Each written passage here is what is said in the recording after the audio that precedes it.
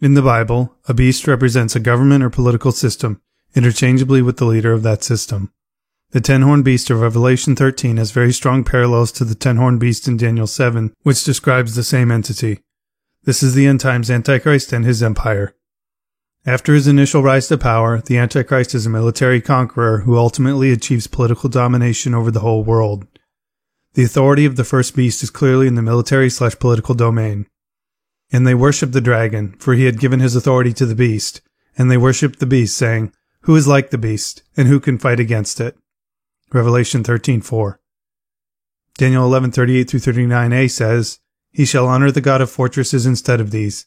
A God whom his fathers did not know he shall honor with gold and silver, with precious stones and costly gifts. He shall deal with the strongest fortresses with the help of a foreign god." The Daniel passage goes on to describe the numerous battles the Antichrist fights. Revelation 13 describes another beast, later called the false prophet, who tricks the world into worshipping the Antichrist using counterfeit signs and wonders. He exercises the authority of the Antichrist on his behalf. In addition to making people set up an image of the Antichrist, he forces everyone to wear a mark on their right hand or forehead, which is required for buying and selling. This mark is connected to the number 666, which is the number of the Antichrist. His power is clearly in the religious/monetary domain. Also it causes all, both small and great, both rich and poor, both free and slave, to be marked on the right hand or the forehead, so that no one can buy or sell unless he has the mark, that is, the name of the beast or the number of its name. This calls for wisdom. Let the one who has understanding calculate the number of the beast, for it is the number of a man, and his number is 666. Revelation 13:17-18. To summarize, one guy controls the guns, and the other guy controls the money. Thus we have a military pillar and a monetary pillar in the end times. It is safe to say that this kind of political arrangement would not happen overnight.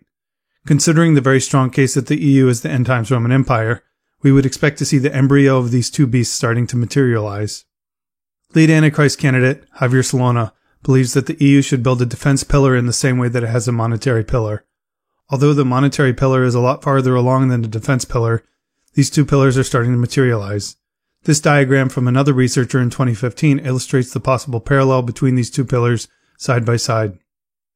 The details of how these two pillars are governed aren't precisely how researcher Friedrich Maurer, or Solana for that matter, anticipated it. However, the idea that there will be two main pillars to the EU remains a very logical possibility. As a result, inspired by Maurer's research, I've created my own chart for how things might turn out. On the left-hand side, we have the Economic and Monetary Union, or EMU for short.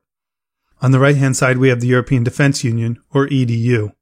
The political entity for the EMU is the Eurozone, whereas for the EDU it would be the now developing European Intervention Initiative. The purpose of the EMU is a strong currency, whereas the purpose of the EDU is a strong defense. The EMU is financed by the European Stability Mechanism, and the EDU will be financed by the European Defence Fund. The EMU is governed by the Eurogroup, which contains all the finance ministers in the Eurozone. The EDU would theoretically be led by a defense group, which would contain all the defense ministers committed to building a European Defense Union. Finally, the EMU is led by the Eurogroup chairperson, whereas the EDU would be led by a defense group chairperson and/or the High Representative. Obviously, the European Defense Union isn't built yet, so many items on the right have yet to be determined for sure. In the last category, governing leader, I speculate as the possibility of who would govern it. Javier Solana, in his report on European Defense Union, mentioned that there should be a defense group of participating member countries. It would need a chairperson or president, just like the Eurogroup has a president. The Eurogroup is an informal body of all the finance ministers whose country's currency is the euro. This body is very powerful and exercises political control over the Eurozone. In the same way, a defense group would contain the defense ministers of every country who is committed to building the European Defense Union. The Eurogroup already has a president, named Mario Centeno. However, a defense group of countries is still in the making, most likely through the European Intervention Initiative. Will Javier Solana chair a future defense group?